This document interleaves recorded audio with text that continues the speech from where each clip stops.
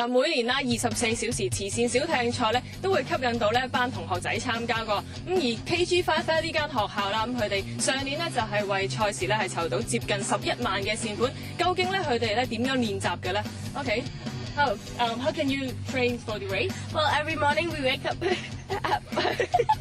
wake up at 5 and we come down here and we try to do some sailing. We try to do it when we can.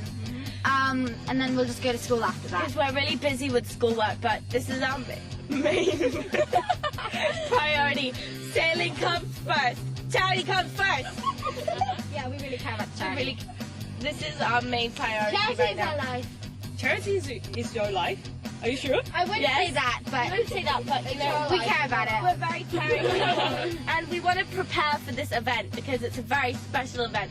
So, you know, we wake up early, we eat our healthy, like, muesli, and we come down here and we do our part.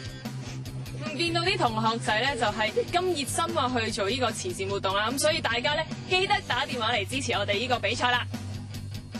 Please support the 24-hour charity race. please support the 24-hour charity dinghy race. Go Hello， 大家好，我係莫文蔚，請你哋支持24小時慈善小艇賽，有錢出錢，有力出力，請快啲打嚟27199682，伸出你哋嘅援手，幫助有需要嘅小朋友啊！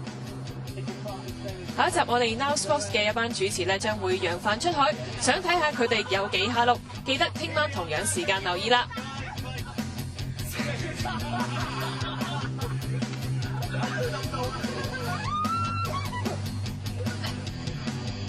請支持24小時慈善小艇賽，我哋嘅捐款熱線係27199682，幫助一下有需要嘅人啦。